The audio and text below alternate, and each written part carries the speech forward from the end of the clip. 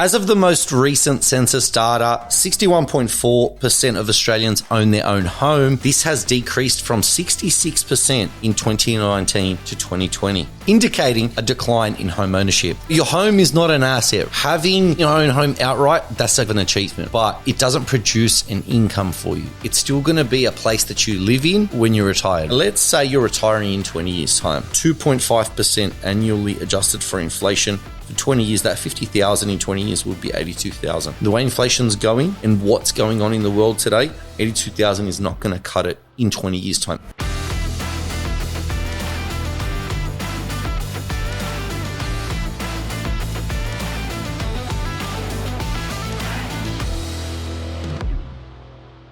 Welcome to Property Banter by Pinnacle Buyers Agents, powered by #Analytics. Today's title is Unlocking Potential, Using Your Home Equity to Invest in Property. Let's go. Welcome to today's show. It's an exciting one. We're going to be talking about using your home equity to invest in property. And if you have a mortgage, if you own your home outright and you're in that position, you have a lot of untapped mortgage, a lot of untapped wealth, a lot of untapped capital that you can use to create wealth. As of the most recent census data, 61.4% of Australians own their own home.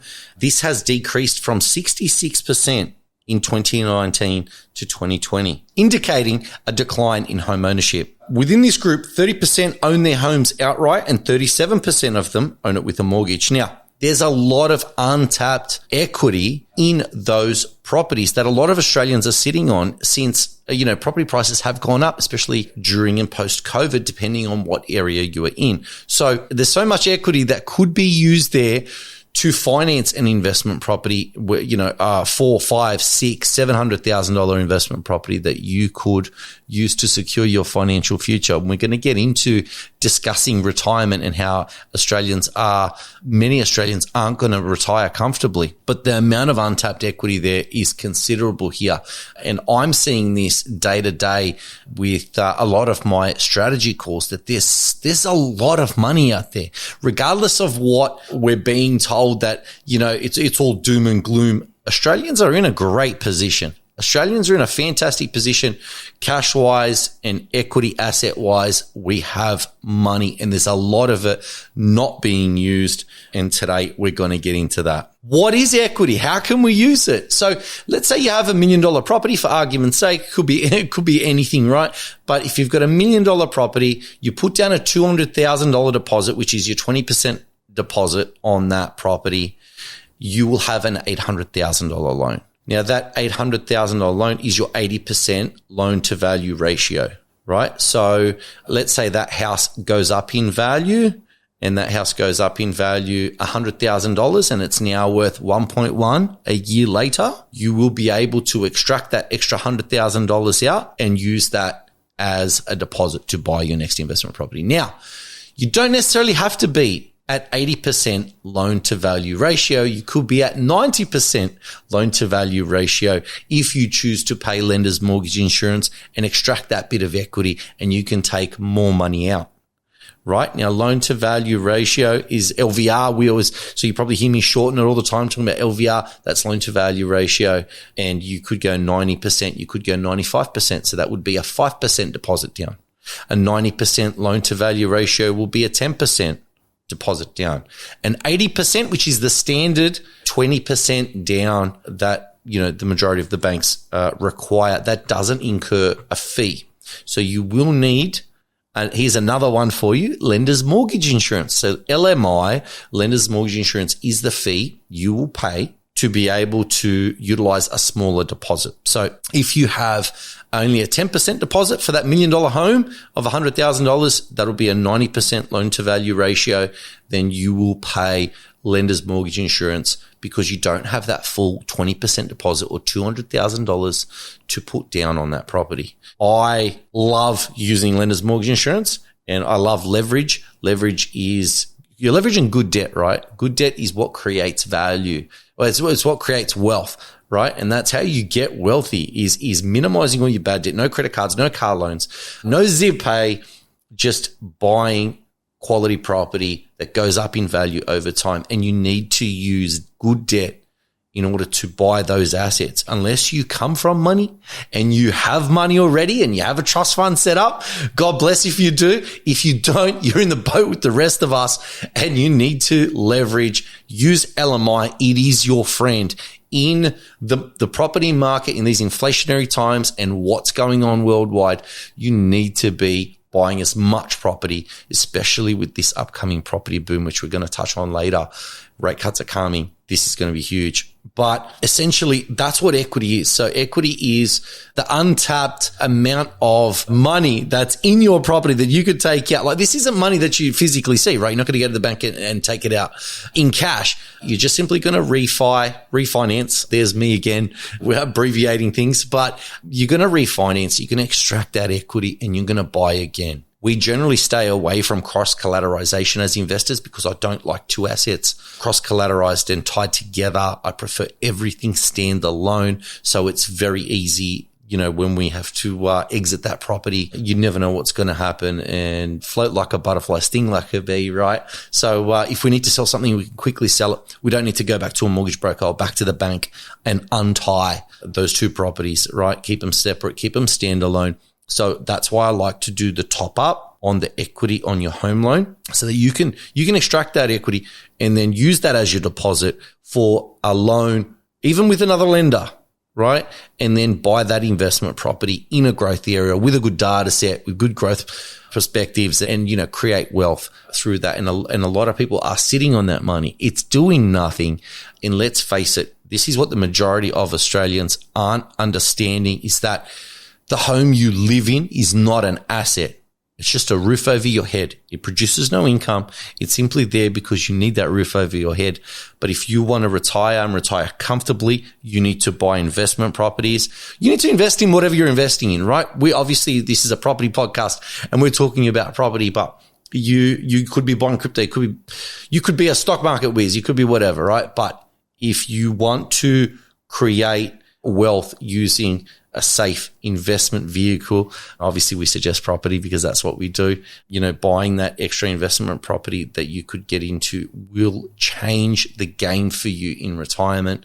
You don't have to go and buy, 5, 10, 15, 20, but, buying one or two will put you in such a great financial position later on. So yeah, that's definitely what we want to get into more today. So calculating equity is like that. So if as I mentioned previously, if you've got that $1 million and that property goes up 10%, you'll be able to extract that equity. Obviously, having an $800,000 loan, that's the 80% loan to value ratio. You will increase that and still keep it at 80% loan to value ratio. You increase the loan to $900,000. So your home is not an asset, right? So owning your own home outright, that's a hell of an achievement, right? And that's something everyone should aspire to. And that's the Australian dream, but it doesn't produce an income for you. It's still going to be a place that you live in when you're retired, right? Now, it might not be necessarily the same house when you retire. You might be moving somewhere else, but that property is not an asset. You need to leverage and use the equity in that home. Let's say your retirement is in 20 years' time. You need to leverage your home in order to buy assets so those assets go up in value. So you have a nest egg, and however you choose to use that nest egg, you could just have, a couple of properties paid off, and then you live off you have that extra rental income in your retirement. You could just have that in cash sitting in the bank if you want. Not that that's something that we all aspire to do with the way inflation works and how much you get on your term deposits. But having that equity in your property now to leverage and to buy a couple of investment properties will put you in a fantastic position in future so that, you can go do the things you want. You can live life on your own terms. Let's get into the average, right? Because this is something that I'm super keen to discuss. Now, comfortable retirement in 2023 is $50,000 per year, right? This is the ASFA retirement standards. Now, $50,000 per year or a couple at $70,000 per year. These figures assume the retirees own their home outright and live a lifestyle allowing for leisure, travel, and good health coverage. That's from savings.com.au. That $50,000 a year is not a lot of money. And I don't know. Look, okay, let's have a look at how much travel costs in 2024. It is not cheap. It's 2025 now, but have a look at how expensive it is to do anything these days. Your dollar does not go far these days. I don't know, $50,000 a year to retire comfortably right now is just, I don't think cuts it. Now, let's say you're retiring in 20 years time, 2.5% annually adjusted for inflation. For 20 years, that 50,000 in 20 years would be 82,000. The way inflation's going and what's going on in the world today, 82,000 is not going to cut it in 20 years time. 82,000, in my opinion, does not cut it today. And look, it can be done, but if you have equity in your home, and look, what are we retired for? They say, 20 years, 15 years. I've seen some ridiculous statistics where, you work to 65 and the average age of where you live to is 78 or something. So you don't get a lot of retirement years. So you want to retire earlier and enjoy it. So you do need to use the equity in your home to be able to travel, because traveling is expensive. I mean, obviously you can do it on a budget and some of you are super frivolous, but it is not cheap. And why shouldn't you have the Land Cruiser with the caravan? Why shouldn't you have $100,000 yacht? Right? It's achievable. It's so achievable that a lot of people don't realize how achievable it is in real estate.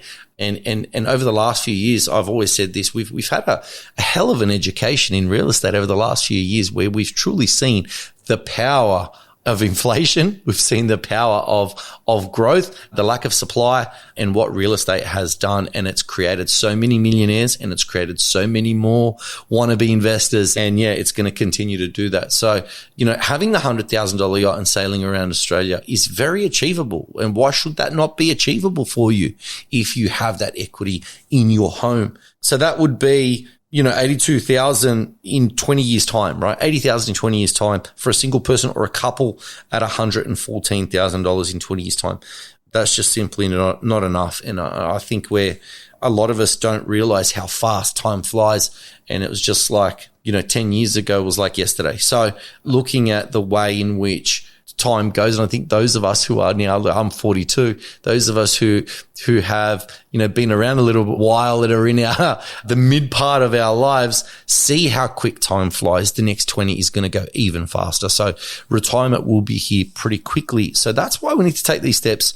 We need to take these steps as soon as possible. Now, buying property and living off a portfolio, if you've got a $2 million portfolio, you can live off $100,000 at 5% return. So if you've got a 5% return on your investment properties and you've got a $2 million portfolio, that is your $100,000 passive income to live off.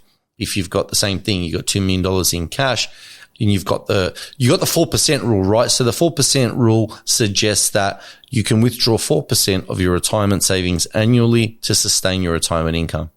So based on 2.05 million in savings, that's $82,000 for a single person, or 2.85 million in savings for a couple. That's your 114,000 that we discussed previously.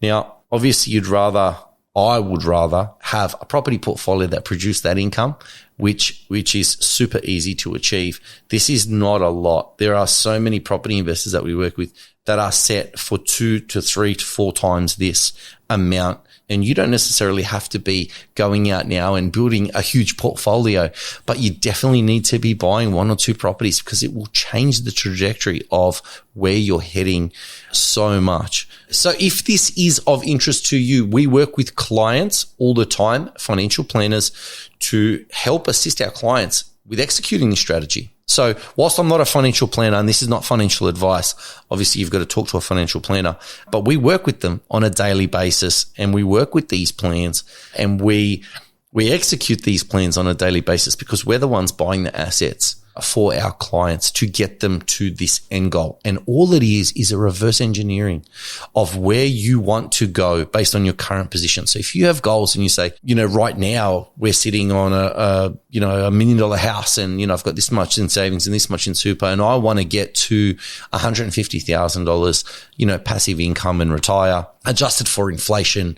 you're going to need this much assets, and this is how you need to acquire. These are the steps you need to take. We have financial planners that help assist with that, and we help with a portfolio acquisition plan because, as I said, we're the ones that are doing this on a daily basis and helping our clients achieve this by buying the right stock. Now, when you combine that with the hashtag data and you go buy properties in the right area that have a good data set, these properties are poised for growth. So we are so blessed that today we have access to data that, I never had when I started my portfolio journey 20 years ago nearly. We now have data that tells us literally where to go. Out of 15,000 suburbs across the country, it tells us where to go directly to the suburb. And that's what's going to grow, and that's what's going to create that wealth. And then you're going to use that equity and you buy another one. You can do that as much as you like. But the point is that the data is there now to help guide us in a way that we've never had in the past. And that's what's truly amazing about property investment today. Property investors, whilst we don't have the serviceability right now that we had back in the day, the fact is we have a lot of data to steer us in the right direction and to get to our goals a lot quicker. And in such an inflationary environment that we're in today, you can really build a portfolio super quick. So it's not uncommon that, you can't go from 1 or 2 properties to 5 properties within the next couple of years. Or if you're starting out and you've just got a deposit, there's no reason within 5 years you can't have 3, 4, 5 properties. It is so easy. In fact, one of the guys in our team, he's scaled his property portfolio, and he's got a $5 million portfolio, and he started in 2022 and it's now December 2024. Right? This is amazing. And that's just utilizing data. He doesn't do the renovations like I do. He doesn't, he's got an office job, and he doesn't have time for any of that. And it's just based on data. So that really goes to show the results we're getting with data, here at Pinnacle Buyers Agents. And of course, plug to hashtag analytics as well. If you are interested in knowing more about what we discussed today, please get in touch with us. Share this with a friend who might want to watch this. Like, subscribe, and we appreciate your time today on Property Banter. Thank you so much. I'm Michael Ajaya. Take care.